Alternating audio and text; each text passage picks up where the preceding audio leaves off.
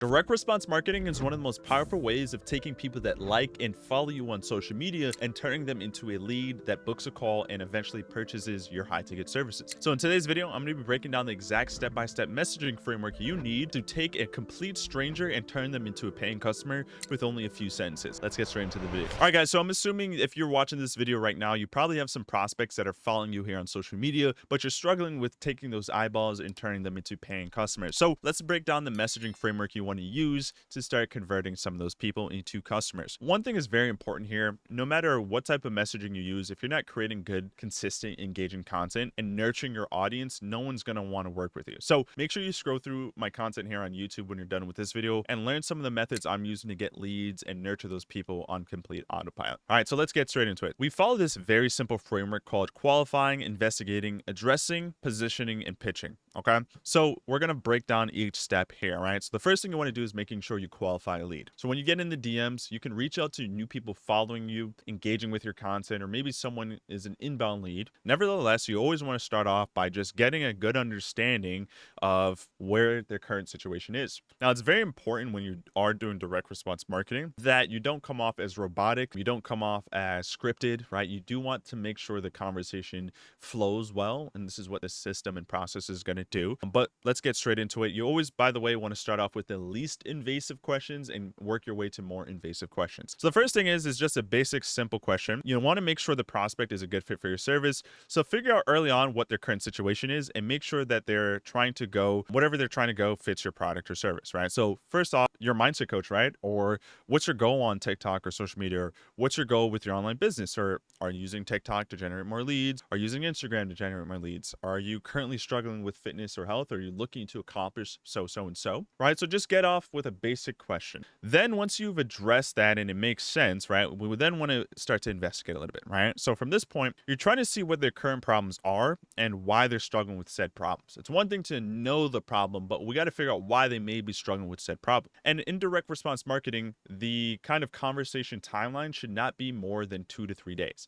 Now, I've personally worked with people and their direct response to the marketing timeline is pretty long. Like people take for a while to respond back and forth. So it's important you understand the speed to lead process. Speed to lead process is so important, right? So you don't want to be taking forever to go back and forth with people because this type of messaging formula requires a decent amount of response and back and forth conversation. So this can get drawn out multiple days and the lead can no longer be interested. So make sure you're getting back and forth with the lead as soon as possible. Investigating, right? You're trying to figure out their problems. Gear the questions towards your service to ensure you're positioning yourself as someone who can help, right? So don't just go out there willy-nilly asking random questions. Make sure the questions are positioned to exactly what you can serve and help people overcome. So that way you're positioning yourself as an authority figure. So some examples of this is, what are some things you're struggling with now? Or why do you think you're struggling with this issue? Or how long have you been struggling with this issue? What are some ways you've been trying to solve said problem? Obviously, tailor this to your specific conversation. So if someone tells you, yeah, I've been struggling with losing weight for some time, ask them specifically, how long have you been struggling to lose that weight? Or how long has this been an issue? Weight loss has been an issue for you. All right, make sure it's personalized and it's catered towards them. The most important thing to also remember here when you're doing messaging is people want to be heard. So don't be afraid to kind of repeat what they said back into your questions and statements. That way they feel heard, acknowledged, and it doesn't feel like a script. Okay, so now we want to position as addressing 2 to 3 pain points. Now, keep in mind, this is kind of the workflow. There might be certain parts of this workflow that you want to skip. So if you've kind of done a little bit of investigating and you find some good pain points, it's okay to maybe not spend as much time on this point or vice versa. All right, but it's just important to understand the workflow. Now you want to address 2 to 3 pain points. So this is very important. You want to have ammo in your gun. Use this as a time to address their struggles and get a deep dive into why they're struggling beyond face value. You're going to use these pain points to make it a no-brainer to get people on the phone, right? So this is very important, right? So what does solving this issue mean for you? Or what's the deeper meaning behind trying to accomplish this goal? Or are you doing this for financial gain, or do you have a deeper passion for this? What does your dream scenario look like? What are some fears that you have in achieving said goal, right? So these are just some questions that you can use to really get a good understanding. And when people are kind of confessing to you in the DMs these types of responses or questions to these responses, they're going to be way more likely and primed for that call because they felt like there's actually been a mutual conversation happening.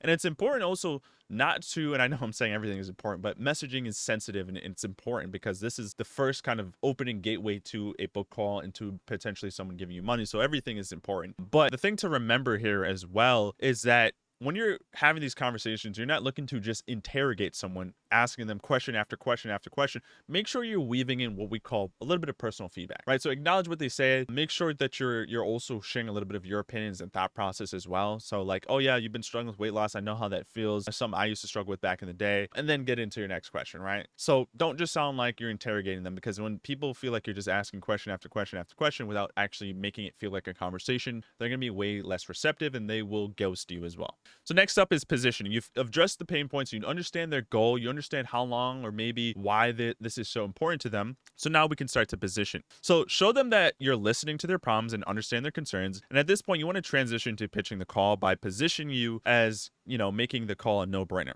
Right? So this is a script that we like to use, right? So first name, or so John, based on what you're telling me, you're struggling with pain point 1 and 2. This is holding you back from achieving certain situation or dream scenario. Is that correct? And they're like, yeah, man, that's spot on, man. And they're going to feel acknowledged, heard, and they feel like, wow, yeah, this person is, they're acknowledging what I'm saying. So then when they say that and they're like, yeah, that's correct, then you can get into pitching the call. Because oftentimes, some of the biggest mistakes I see is 1, people pitching too soon. 2, people taking forever to respond back to the lead, so the conversation gets drawn out and people ghost you. 3, you're pitching at the wrong time, right? Maybe you took too long to pitch. So we want to make sure that we address the pain point, we understand their dream scenario, and then we line up the call first, then we get into it. All right, so pitch the call here. This is one of the best ways to pitch a call. Well, look, I've worked with dozens of whoever struggling with certain pain point, right? Whatever pain point the lead is struggling with. I'd love to share with you some strategies that have worked for them on a brief Zoom call. Worst case scenario, you walk away with a clear roadmap and how to solve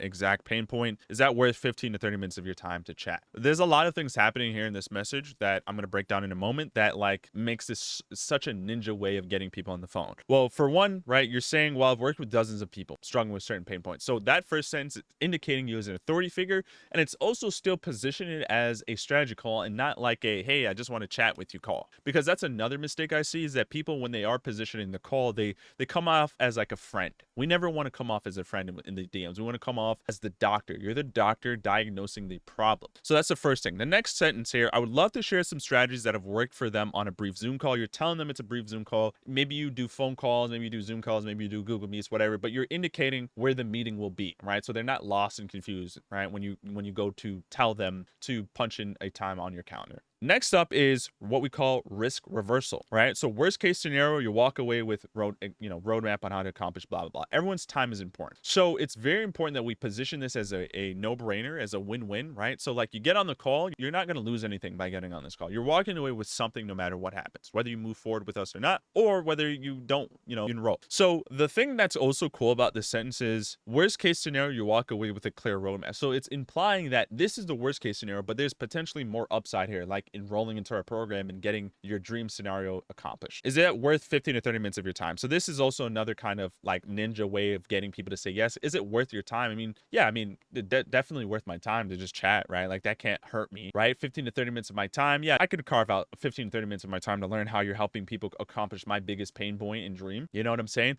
Rather than saying, hey, you want to get on a call? Okay, so you see how that's completely different. That's the type of positioning and messaging you want to use there. And that's kind of the workflow, guys. That's the entire workflow, right? Qualifying, investigating, addressing 2 to 3 pain points, positioning, and pitch the call. Some scenarios, you don't need 2 to 3 pain points. You may just need one major pain point, because certain situations and issues are as clear and straightforward as possible. And a couple of important things to also remember. Again, here I go listing more important things, but follow up, right? I can't stress this enough. Follow up, follow up, follow up. This is a long messaging sequence. Now, you can get this entire process down in about 4 to 5 messages, which is ideal. And you want to start a conversation with someone today, and worst case scenario, finish this conversation with you pitching the call in 2 to 3 days max, right? It's just the nature of messaging. People are going to ghost you. People are going to take forever to respond. No one wants to sit in their DMs all day sending messages back and forth. People are busy. But in a lot of cases, if you're quick about this and you're attentive and you're aware, you can get this done in a couple hours or even a day, right? Worst case. So make sure you're following up with people. And if they ghost you, there's a couple of different messaging sequence we use for ghosting. But the best one is just simply saying, hey, you're there? Hey, did I lose you? Hey, are you no longer interested in learning about so and so? It depends on what part of this process you're at. If you're, past the pain point process, process and you're like near the positioning and pitching the call process, follow-up is important. And you can use personalized follow-up there. When you're at this beginning stage, it doesn't have to be crazy, right? Just a simple question mark. John, you still there? Sarah, you still there? You know, just making sure you're still interested in learning a little bit more. You want to hear more, or did I lose you? Right? Like that basic type of messaging is all you need for follow-up. Just letting people know you're there. People lose conversations pretty easily. DMs is where money is made. So making sure that you're growing your organic following or even using paid ads to grow your brand, and also DMing all these people is going to be vital for taking your business to the next level. Making sure you're sending as many DMs as possible and engaging in right conversations, qualifying people, investigating, and pitching your call as a no-brainer is one of the #1 ways to scale and grow over time. Hopefully you guys enjoyed this video, and if you did, make sure you like and subscribe for more, and I'll see you guys in the next training.